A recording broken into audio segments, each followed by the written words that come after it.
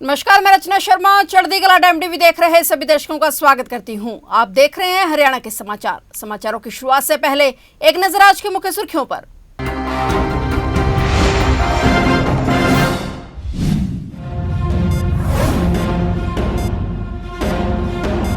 पंचकुला वक्फ सुधार जन जागरण अभियान कार्यक्रम, सीएम नायब सैनी ने कांग्रेस पर बोला हमला, कांग्रेस पर लगाया वोट बैंक की राजनीति करने का आरोप।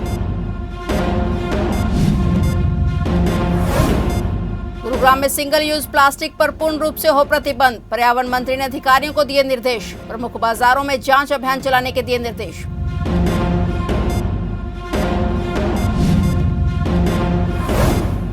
हरियाणा में 4 मई को नीट की परीक्षा, नायब सरकार ने किए पुख्ता प्रबंध। प्रदेश भर में बने कुल 162 परीक्षा केंद्र, मुख्य सचिव रस्तोगी ने की तैयारियों की समीक्षा।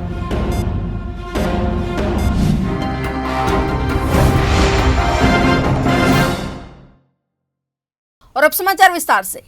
पंचकुला में भाजपा कार्यालय पंचकमल में वक्फ सुधार जन जागरण अभियान कार्यक्रम आयोजित किया गया। कार्यक्रम को संबोधित करते हुए मुख्यमंत्री नायब सिंह सैनी ने कांग्रेस पर वोट बैंक की राजनीति करने का आरोप लगाया। उन्होंने ये भी कहा कि कांग्रेस ने वोट बैंक की राजनीति के चलते कत्लेआम कराया। प्रधानमंत्री नरेंद्र मोदी की तरफ से जनगणना की बात कहते हुए कहा कि जब कांग्रेस राज्य में जनगणना हुई थी तब 8 करोड़ 10 लाख गलतियां उसमें छोड़ी गई थी और जातियों के साथ ही गोत्र और उपजातियों को भी जोड़ दिया गया था, लेकिन अब होने वाली जनगणना में ऐसा नहीं होगा। संशोधन किया था, बहुत सारी कमियां थी, क्योंकि कांग्रेस ने 2013 में हड़बड़ाहट में ये लगभग 13-14 में हड़बड़ाहट के अंदर ये लोकसभा में लेकर के आए।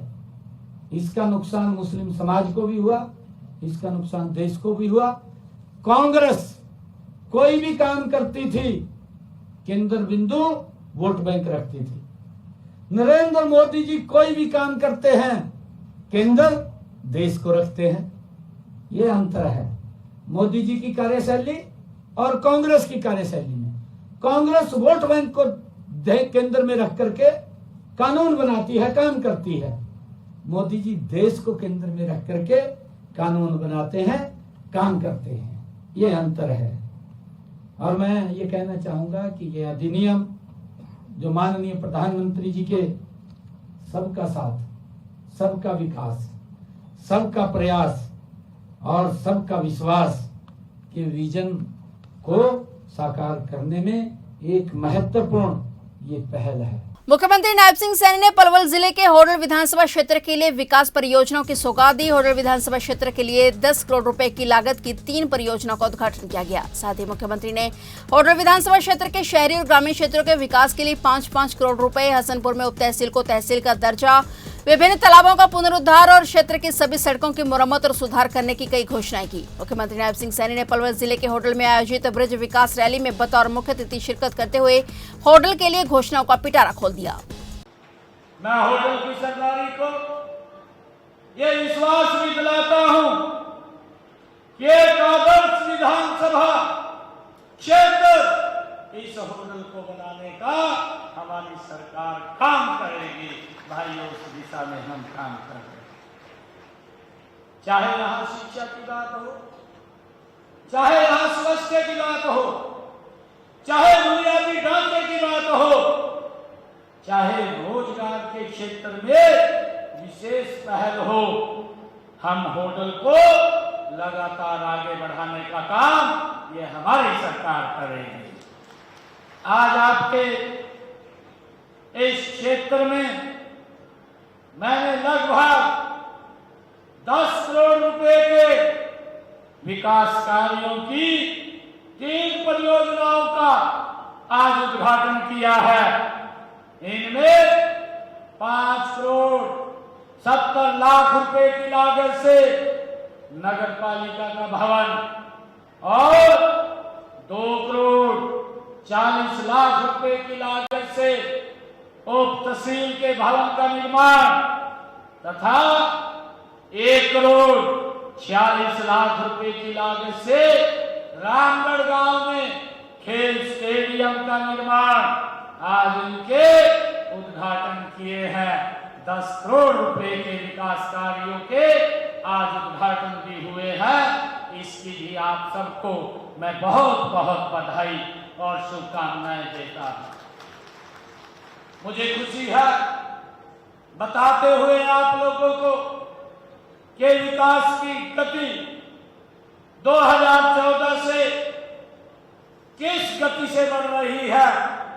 मैं पिछले 10 वर्षों के कार्यकाल में जो होडल विधानसभा क्षेत्र में हमने पैसा खर्च किया है, हमने यहाँ विकास कार्यों के लिए होडल में पिछले 10 वर्षों में 700 करोड़ रुपए के विकास कार्य ये होडल विधानसभा क्षेत्र में खर्च करने का काम ये हमारी सरकार ने किया है। हरियाणा के पर्यावरण मंत्री राव नरबीर सिंह ने अधिकारियों को निर्देश दिए कि गुरुग्राम में सिंगल यूज प्लास्टिक पर पूर्ण रूप से प्रतिबंध लगाया जाए। प्रमुख बाजारों में जांच अभियान चलाया जाए। जहां भी इस प्लास्टिक का अनाधिकृत तौर पर प्रयोग करते हुए कोई पाया जाता है तो उसके खिलाफ नियमानुसार कार्रवाई की जाए। पर्यावरण मंत्री राव नरबीर सिंह ने चंडीगढ़ में हरियाणा राज्य प्रदूषण नियंत्रण बोर्ड के अधिकारियों की बैठक की अध्यक्षता की। उन्होंने कहा कि गुरुग्राम को हरियाणा की आर्थिक राजधानी कहा जाता है। इसमें कई बड़ी कंपनियों के कार्यालय हैं, जहाँ देश ही नहीं विदेश के कई बड़े अधिकारी कार्य करते हैं। ऐसे में गुरुग्राम को प्रदूषण मुक्त रखना हमारी प्राथमिकताओं में शामिल है।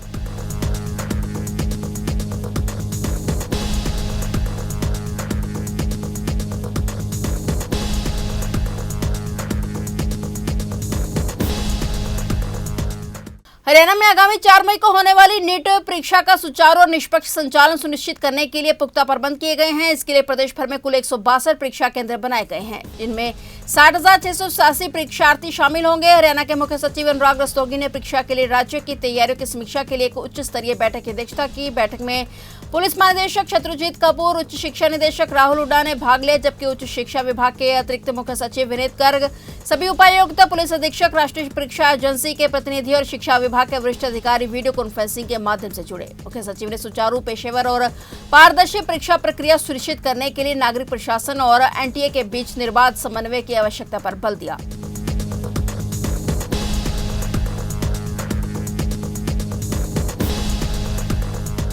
हरियाणा के शिक्षा मंत्री महिपाल ढांडा ने कहा कि हरियाणा सरकार का लक्ष्य है कि सरकारी स्कूलों में शिक्षा के स्तर को और बेहतर बनाया जाए। इसी को लेकर शिक्षा विभाग ने रेस्ट ऑफ कार्डर के 419 शिक्षकों को प्रिंसिपल पदोन्नत किया है, जिनमें 409 पीजीटी और 10 हेडमास्टर शामिल हैं। इसके अलावा मेवात कार्डर के प्रिंसिपलों को प्रमोट करने की प्रक्रिया भी जल्द शुरू कर दी जाएगी। उन्होंने कहा कि जल्द ही वीईओ और डीईओ के प्रमोशन और शिक्षकों का तबादला भी किया जाएगा। शिक्षा मंत्री महिपाल ढांडा ने सिविल सचिवालय में शिक्षा विभाग के अधिकारियों के साथ समीक्षा बैठक की और ढांडा ने कहा कि सरकार ने प्रदेश के हर सरकारी स्कूल के ढांचागत विकास को पूरा किया है और अन्य दिक्कतों को भी जल्द ही समाधान कर लिया जाएगा।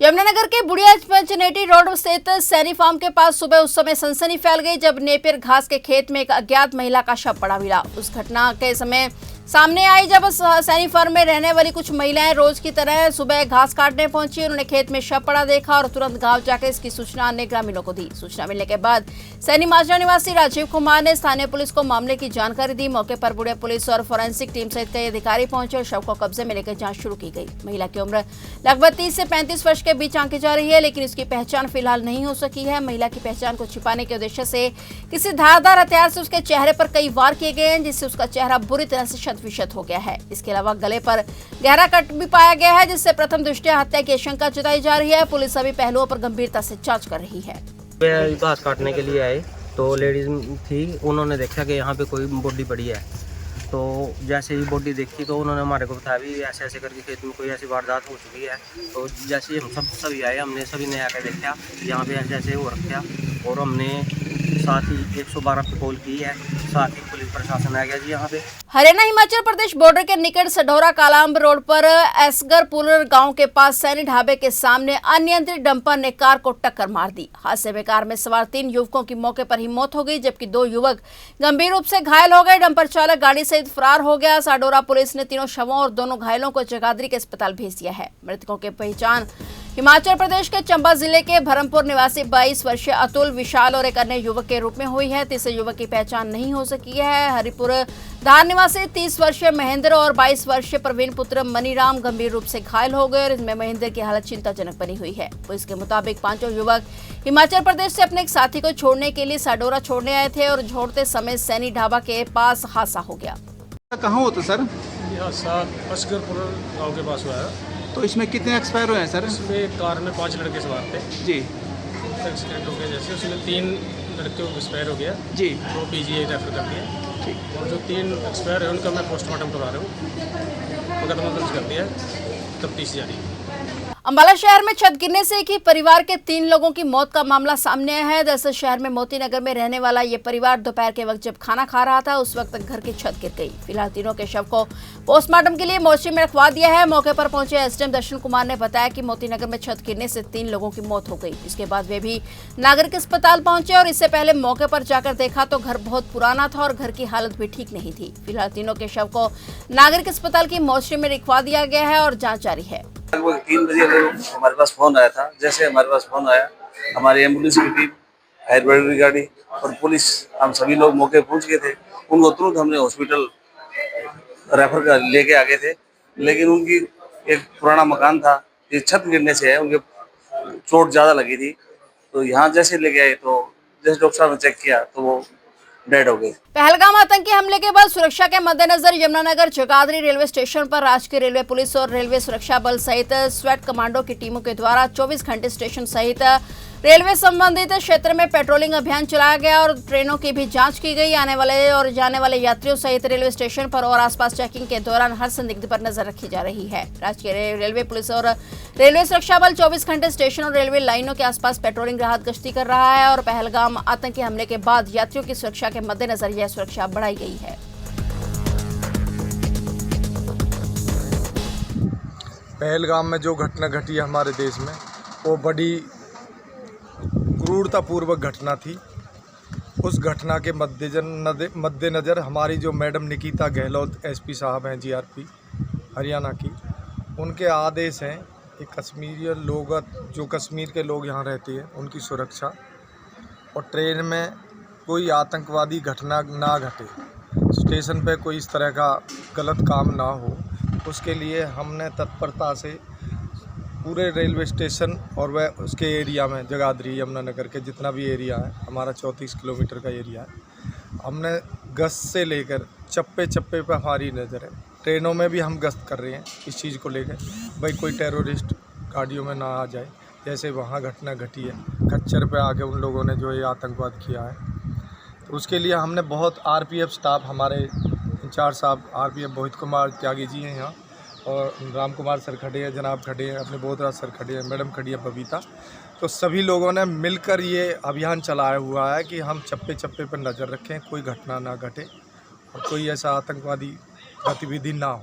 फिलहाल हरियाणा के समाचारों में इतना ही, और नए समाचारों के साथ फिर से हाजिर होंगे। तब तक के लिए देखते रहिए चढ़ती कला टाइम टीवी।